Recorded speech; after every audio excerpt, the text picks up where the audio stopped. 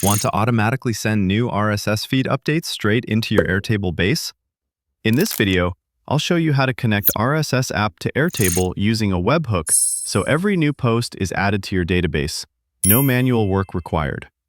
Let's get started. Open RSS.app and paste in your RSS feed URL. Or, if you don't have one, paste in the website or social media page you want to follow, and RSS app will generate one for you.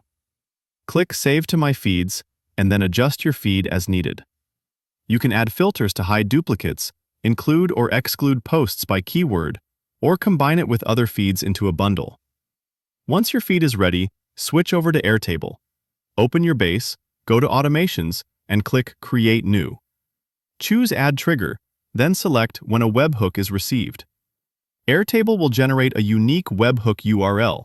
Copy that URL. Now return to RSS.app. Click your profile picture in the top right corner and open Webhooks.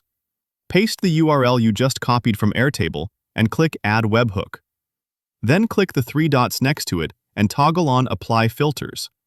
This makes sure any filters you set in the feed also apply to the data being sent to Airtable. Next, choose the feed you want to send to Airtable. If you don't select a feed, updates from all your feeds will be sent. Finally, click Send Test. You should see a 200 status in RSS app. Go back to Airtable and click Test Trigger. You should now see the RSS data coming in successfully. Next, click Add Advanced Logic or Action and choose Create Record.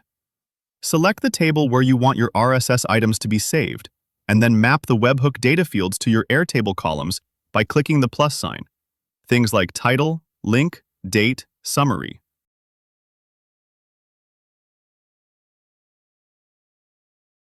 When mapping is done, click Generate a Preview to make sure everything looks correct. Then click Test Automation. Airtable will create a sample record using your webhook data, and your table should now show a new entry. If everything looks good, toggle your automation on. And that's it.